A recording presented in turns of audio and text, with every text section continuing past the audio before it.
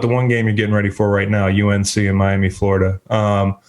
Miami, Florida is not in contention to play in the ACC championship at this point. But the reason, right? I mean, there's nothing mathematically; it's locked in. The only reason I'm always interested in seeing UNC, besides the fact that they're generally exciting, is I love this quarterback. Yeah, I mean. Yeah. Last year, seeing him and Mac, that marriage. I mean, I feel like when they hired Mac, a lot of people on the outside looking in were like, "Is this like a bridge? Like, what's going on? Like in the ACC, this guy's over the hill, that sort of thing. How serious can he be about this job?" I've enjoyed watching him have fun. And I feel like players have been surprised that we talk about older coaches. This is one guy that's kind of been able to circumvent that barrier, like that age barrier. How good is Sam Howell? Long term, I mean, where do you see him projecting? I know you don't do the pro football stuff as much, but you know what these guys look like and comparing them. And then, what's the future look like at UNC? I'm like you. When Mac went, I thought, and he worked with us for 5 years, I thought, he just missed it. He wanted to go back to a place that he'd already been and try to recreate it. But I know Mac's heart. I know he wouldn't just do that to just say, hey, I'll come back for a couple of years. Job. Give someone else a chance. I think he's looking at it like he's 35, 40 years old. Like he's pulling up his sleeves and he's digging in and he's having a ball. He did say something interesting. I did the Notre Dame game last week, and he did say something interesting about he really is trying to make an effort to have more fun. These coaches, and you can relate to this. Bill Snyder told me one time, he said, the losing is agonizing and the winning is a relief. And I'm just like, damn. Mm-hmm. That's a tough existence as a coach, and he's a Hall of Famer. And that was agonizing or relief, or his two ways to get through a game. And I think Mac could relate to that. We were talking about that, and he said, "I've come back this second time with a new appreciation with the kids and these young coaches. I'm trying to be a mentor, trying to help people in their future." So I think it's real. I don't know how long he's going to be around, but I think it's real. This kid, Sam Howell, to me. He's in a system. I don't know how much you watch Carolina or what they're doing. They probably do more run pass option than anybody in the country. And it's not, most of these RPOs, you're reading one player in conflict, usually that hang player or maybe a safety coming down, and your eyes are immediately on him, and he's going to dictate what I'm going to do. If he's going to fill in the box, I'm going to throw it. If he stays wide, I'll give it. They don't do that. So they're just reading a space. They're reading grass. And basically, it's almost like backyard football. If the guy's open, throw it. And if he's not, hand it off. So it's Phil Longo, who was at Ole Miss with DK Metcalf and A.J. Brown. That's their OC that he brought over. And so if you look at what they're working with, they got a chance to make big plays. But as you saw in the Notre Dame game, if they can't get those two backs going, it almost is like a virus to their system. Right. And Notre Dame completely took away two NFL caliber running backs. These North Carolina backs are freakish. Yeah. And one's a little bit quicker, and the other one's more of a power guy. Javonte Williams probably is going to be a guy you'll hear about a lot in the NFL, and I think Michael Carter will end up playing as well. But Howell gets all the attention because he's a quarterback, but to me, it's really about those two backs. If those two backs get going, they're going to score 45. Just deal with it. No, it's funny because it sounds like the backs aren't getting enough credit, and they read their RPOs from the top down. Yeah, exactly. It's totally counterintuitive. Yeah, it is. Basically, they're telling him if you feel like you got him, glance route at slant. If you got him, just take it. Yeah. No harm, no foul. I'm not going to come over and yell at you. Just do what you got to do. Yeah. And if you don't like it, just give it. It's very different than any RPO that I've ever heard of. You talked about coaches and we'll get to the Ohio State Michigan thing in a second for people listening, but I'm just so interested in some of this coaching talk because there's a ton going on right now, obviously with Harbaugh. I'm looking at Matt Rule in particular this year. I always find it fascinating as a former college player who had a hard-ass college coach. And we were talking offline. Al Groh was a tough dude, and we both loved the guy. And you talked about how much you loved the production meetings with him. Yeah. Every day was like we had those great stories, the Parcells, the Belichicks. But he coached that way too now. And I think you can get away with that in college. But it's harder, especially in today's pro football world, to tailor your kind of mantra that you're taking from college and then applying it to coaching and walking into a room full of 30-year-old men. Well, that's becoming less and less prevalent with the new CBA and the way they're getting rid of vets. But what's the key for a college coach to leave the college ranks and tailor his game to the pro game? Like, why does Matt Rule work? I thought he would be, everything about him to me was Parcells tree college coach. He's going to be a hard ass. He's like a player's coach there, and he had a great first year. By the way, the next guy that's going to be Matt Rule is Brian Dable. Remember that? Yeah. But I'm saying same guy. Yeah. Like if me and you and Brian Dable were sitting having a beer and hanging out. Well, I was watching him last night. And I took a picture to send to somebody because I go, that's my guy. I love Dave. Forget football for a second. Yeah. The four of us are hanging out, just sitting around BSing, talking ball. Yeah. We'd be done an hour later. We'd walk to the car and you'd be like, I fucking love both those dudes. It's so cool. Those are my kind of guys. So that's where I would start with Matt Rule. So he's tough and he's demanding, but he's a people person. Oh my God. Like he's the guy that wins over a room. So the players are going to, some people they're drawn to you and other people are deflected about your aura. He draws people in. You want to play for that guy. That's who Matt Rule is. Beyond the XOs, to me, the real story is how does Cliff Kingsbury go from Texas Tech and Lubbock where he can't, win enough to compete for Big 12 championships, gets fired, goes to USC for a couple months, and then ends up going to the Cardinals.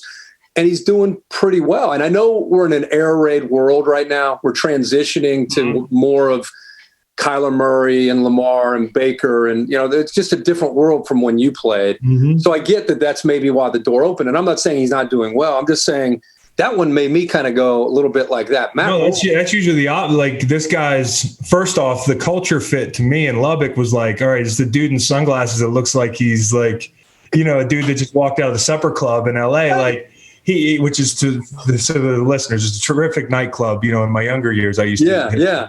But like Cliff Kingsbury is not a Lubbock guy, and so he's not a cultural fit there. And then everybody's rolling their eyes at him in Arizona, and now they're like a year ahead of schedule. Now, to be fair, I think him and Steve Keim deserve a lot of credit for doing the thing that they're doing now. No first contract quarterback is safe anymore in the NFL, right? Right. Everybody's interchangeable now, and the leash is shorter for these young quarterbacks. Like, look at, Sam Darnold's probably going to be on the move. There's a number of guys. Yeah. So I think Cliff deserves a lot of credit, but you're right. I think it's personality. I think it's if you are a cool dude and you can level with people and communicate, you can ask whatever you want of these guys. 100%. We're professional. Like I don't know how you feel about Joe Judge. I did an NFL game.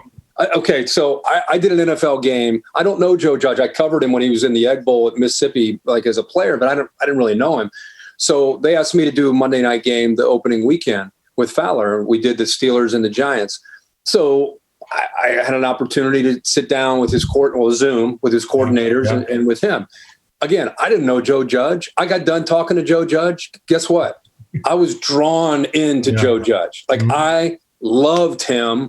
I loved what he was doing. I even said to people, they got beat by the Steelers. I go, I'm telling you, man, this team, they're building something here. They got a chance to go in a better direction. Of course, they started like 0-4 or whatever it was, but they're starting to kind of piece it together a little bit. The defense is playing out of their minds, but I'm just saying his energy.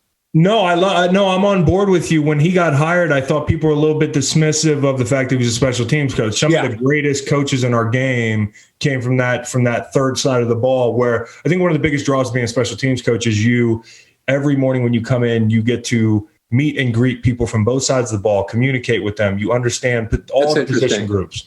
And also another thing that's a positive is, listen, you can delegate. Like, that's your thing. And so I think what was really cool is after this win in particular, you think about all the things they've been through. You lose Saquon, you start 0-5, you got no camp, you have no OTAs.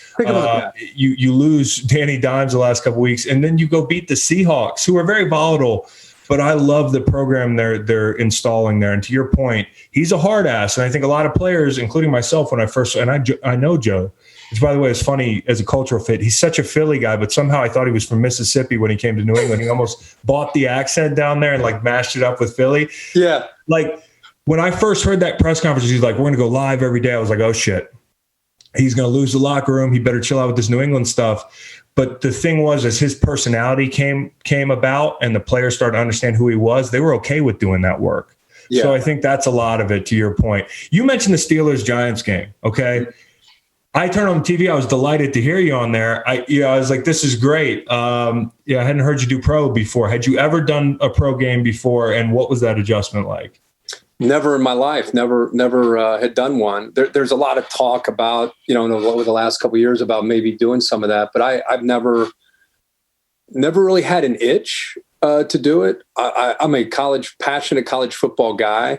I love the sport, the energy, the pageantry. I'm just that guy. But I went into the NFL. I was happy to do the game, and of course, we're in the middle of a crazy world, so it wasn't the normal experience. But I was so apprehensive about because when I do a college game, when I do my Zooms this week with Miami and North Carolina, you never met a guy who's more in his comfort zone than dealing with these coaches and coordinators, because I've been doing it for so long. You know everybody too. Yeah. And so I go to the NFL, I study all this film, trying to be prepared. It's like you over-prepare. I'm talking to Witten about Jason Garrett's offense. I talked to him for 2 hours. I must have taken 18 pages of notes on Jason Garrett's scheme, before I even talked to Garrett. So I did this for like 2 weeks, all this preparation. So I was ready to go. Mm-hmm. And that was before I even got to the Zooms. I was very interested to see how the players and the coaches would react to me. Right. As far as, would they respect me? Would they look at me like, what's this college guy doing? And I was blown away with, unanimously, they were so professional, so cool about, just stepping in and sharing thoughts with me and being very open and trusting me. And I was just very grateful for that, because when you get that, you could still do a broadcast, whether they do that or not. But it just gives you confidence to be able to go out and do your job when you get production meetings that are helpful and respectful. And so it was across the board. So then I went into the game, and it was almost like I got all the answers to the quiz. I just knew everything, and so I left there, and I'm like, damn, I want to do another one. That was fun. I had a ball doing it. Bullets are flying. Do you feel like it's the same game? Just so different. Yeah, I mean, like, standpoint, but it's the same thing calling it, I'm sure. It's really, college and the NFL are doing more and more of this, the schemes. Like when you played, I don't think we could have said that. Obviously, going back to when I played or your dad played it, it was just such a drastic. NFL is on Sunday. Yeah. And here's the college game, whether it's option or air raid or whatever it was, tempo, zone read, Pat White, and Steve Slater, like, but you're not going to see that in the NFL. Mm-hmm. But now you are. I mean, Lamar Jackson and what Russ is doing in Seattle. I mean, there's Cam Newton when he was in his prime, stuff that he was doing. So the game has really changed on Sunday. And I just feel like like Andy Reid, he looked at Pat Mahomes and he thought, you know what? I don't know, but I've been a West Coast guy since I came into the NFL. But we keep trying to figure out these quarterbacks in college. Why don't we adjust our stuff to a guy like Pat Mahomes? And I'm going to learn his system, and I'm going to tweak it and come up with some stuff and have an imagination. But I'm not going to I'm a West Coast guy, and you better learn my offense. He's brilliant in my mind. And same with what they're doing with Lamar. So I think that it made it pretty seamless as far as the transition on that, at least that one game with the Giants and the Steelers. Another point, talking about college coaches and coaches in general, is the malleability to do, to mold your team and your scheme to the players you have. And you talk about Andy Reid, he's one of the greatest of all time when it comes to offensive minds. Right now, we're so lucky. We've got Sean Payton, we've got Andy Reid. We're getting to see them win creatively every Sunday. I mean, look at what New Orleans is doing right now.